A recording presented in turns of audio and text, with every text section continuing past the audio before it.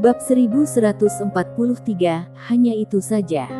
Ah, Zahomeng tiba-tiba meraung. Matanya merah darah. Pembunuhan dan menyayat hati. Ini sangat mematikan. Itu keterlaluan. Gemetaran saking marahnya. Setelah Zahomeng kehilangan jantung hukum tertinggi, orang-orang berbaju hitam dan tanah asing itu tidak akan menimbulkan masalah lagi dan mengejar Sander Ye satu demi satu. Tetapi, kecepatan mereka jauh lebih rendah daripada Sander Ye. Tujuan Sander Ye saat ini adalah meninggalkan medan perang bintang yang rusak ini. Dan dia meningkatkan kecepatannya hingga ekstrim. Tidak lama kemudian, dia melihat sinar bintang. Sander Ye menyipitkan matanya sedikit dan hendak mempercepat. Tiba-tiba, waktu dan ruang di depannya menjadi terdistorsi secara aneh. Dan detik berikutnya, cahaya pedang aneh terbang keluar. Sander Ye menebasnya dengan satu pedang. Bang! Cahaya pedang aneh itu langsung dipaksa kembali olehnya. Saat ini, beberapa pria berbaju hitam tiba-tiba muncul di sekitarnya. Sander Ye berhenti dan melihat ke arah pria berbaju hitam tidak jauh dari situ. Pria berbaju hitam itu memegang pedang panjang dan juga sedang menatapnya saat itu.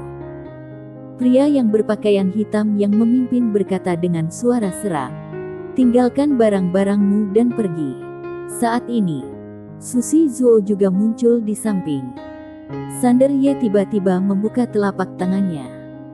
Dan jantung dewa asing terbang tepat di depan Susi Zuo. Susi Zuo menatap Sander Ye dengan sedikit keterkejutan di matanya. Tentu saja, dia tidak keluar untuk membantu Sander Ye. Tujuannya juga sangat jelas. Mereka bisa bergabung. Tapi keuntungannya tidak bisa kamu ambil sendiri. Tapi dia tidak menyangka Sander Ye sudah mengerti maksudnya sebelum dia berbicara. Memikirkan hal ini, dia tidak bisa tidak memikirkan Zahomeng. Dan alisnya tiba-tiba mengerutkan kening. Apa-apaan orang itu? Susi Zuo menyimpan jantung dewa asing. Dan dia menoleh untuk melihat pria berbaju hitam pemimpin itu.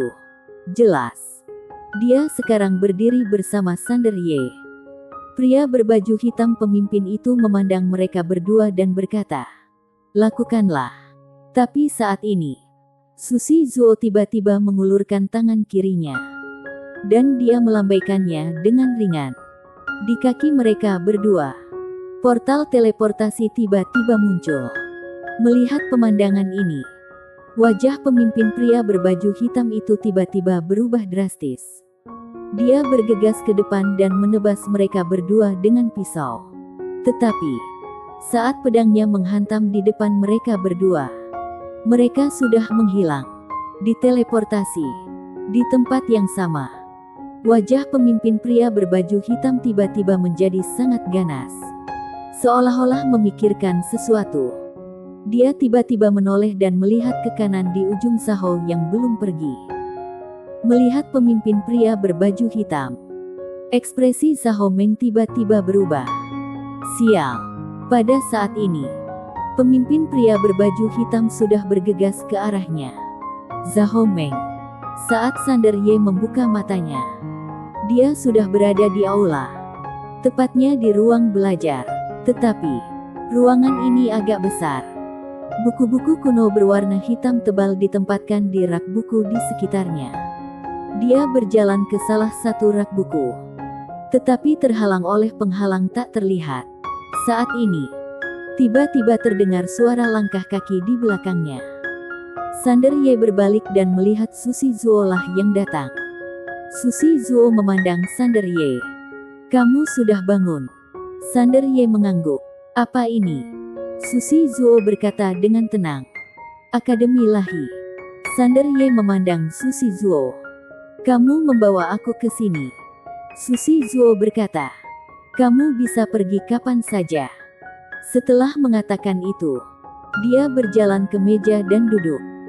Dia mengeluarkan pena emas dan mulai menggambar. Sander Ye tiba-tiba berkata, "Aku mendengar dari Fasa Fan bahwa Akademi Ilahi pernah menjadi Akademi Istana Dinasti Sengsu. Susi Zuo meletakkan penanya dan berkata, kemudian, apakah dia memberitahumu kenapa Akademi Ilahi kemudian memisahkan diri dari dinasti Sengsu?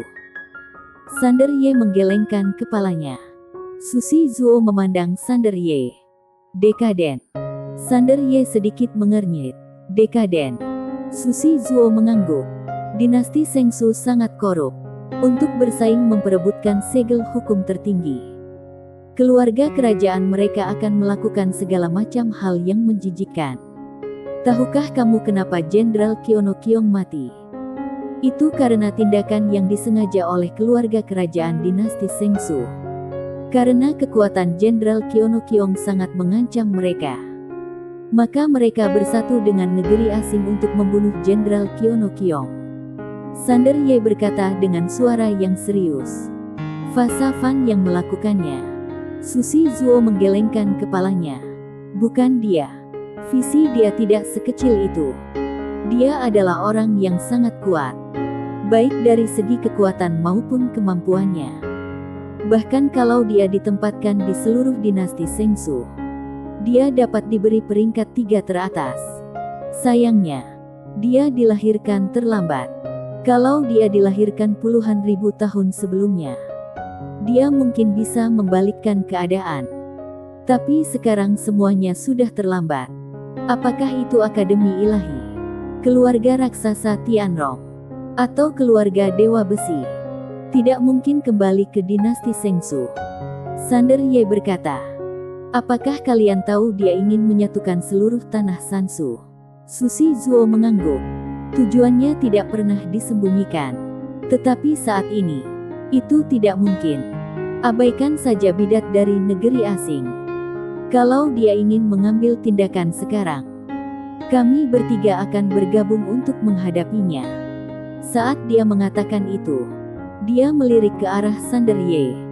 Dan kemudian berkata, dia datang kepadamu karena dia pasti ingin memanfaatkanmu. Kamu sangat pintar. Kamu seharusnya mengetahui ini. Sander Ye berkata, itu dianggap kerja sama. Susi Zuo memandang Sander Ye. Kamu tidak bisa menjatuhkannya. Sander Ye menggelengkan kepalanya. Saya tidak punya pilihan saat ini. Susi Zuo mengerutkan kening. Sander Ye tersenyum dan berkata, apa nama Nona? Susi Zuo berkata, Susi Zuo. Sander Ye mengangguk. Nona Zuo. Sampai jumpa lagi. Setelah mengatakan itu, dia berbalik dan pergi. Susi Zuo tiba-tiba berkata, tunggu. Sander Ye menoleh untuk melihat ke arah Susi Zuo, yang menatapnya. Apakah boleh aku masuk ke menara kamu dan melihat? Sander Ye tersenyum dan berkata, baik. Setelah itu, dia membawa Susi Zuo ke pagoda kecil. Setelah memasuki pagoda kecil, ekspresi Susi Zuo berangsur-angsur menjadi serius. Dia mengulurkan tangan kanannya dan dengan lembut menyentuh waktu dan ruang di depannya. Dan berkata dengan sedikit tidak percaya, bagaimana cara melakukan ini? Sander Ye tersenyum dan berkata, aku pun juga tidak tahu. Susi Zuo menoleh untuk melihat Sander Ye. Aku tiba-tiba menyadari bahwa kami meremehkan kamu. Sander Ye tersenyum dan berkata, Nona Susi Zuo, aku harus kembali. Setelah mengatakan itu, dia membawa Susi Zuo dan meninggalkan pagoda kecil itu. Sander Ye berkata, selamat tinggal. Setelah mengatakan itu, dia berbalik dan pergi. Di tempat, Susi Zuo melihat Sander Ye pergi dan mengerutkan kening dalam. Di kejauhan, setelah Sander Ye meninggalkan ruang kerja, dia terbang dengan pedangnya dan menghilang di ujung langit. Begitu dia kembali ke kota kerajaan, Fa Safan muncul di hadapannya. Dia tersenyum setengah hati. Aku pikir kamu berada di Akademi Ilahi dan tidak akan pernah kembali. Sander Ye berkata, jantung dewa asing ada di Akademi Ilahi. Aku hanya mendapatkan jantung hukum tertinggi. Fa Safan tersenyum dan berkata, sudah cukup, ikutlah denganku. Setelah mengatakan itu, dia berbalik dan pergi. Sander Ye mengikuti Fa Safan ke langit berbintang. Ada banyak fragmen hukum tertinggi yang melayang di langit berbintang ini. Jumlahnya mencapai ribuan. Melihat begitu banyak, Sander Ye tiba-tiba terkejut. Fa Safan menoleh untuk melihat ke arah Sander Ye. "Saya akan melindungimu. Kamu datang dan telanlah jantung hukum tertinggi." Sander Ye berkata dengan suara yang serius. "Ada masalah lain?" Fa Safan tersenyum. Ia menjadi lebih kuat. Sander Ye menandang Fa Safan. Dan beberapa saat kemudian, dia mengangguk dan bertanya, "Bagaimana cara menelannya?" Fa Safan tertawa. "Aku tahu. Kamu bertanya-tanya apa tujuan aku. Aku akan memberitahu kamu dengan jelas. Kamu tidak perlu terlalu banyak berpikir. Cukup tingkatkan kekuatan kamu." Saat dia berbicara, dia membuka telapak tangannya. Dan jantung hukum tertinggi muncul di tangannya. Dia melirik ke jantung hukum tertinggi dan berkata sambil tersenyum, "Itu memang jantung Jenderal Kyono Kyong. Sangat asli dan ini benar-benar langka." Sander Ye berkata, "Aku mendengar bahwa dia dibunuh oleh dinasti Sengsu dan negeri asing bersama-sama." Fa Safan mengangguk. "Benar."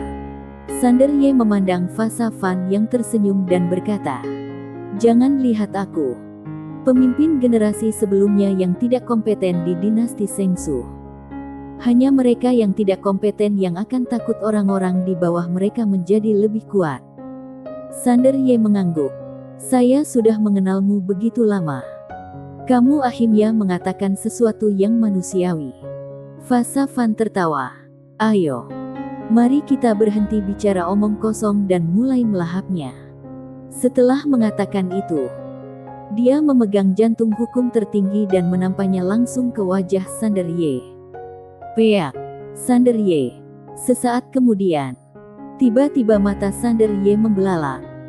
Dan dia langsung melepaskan seluruh jiwa pedang miliknya untuk menekannya.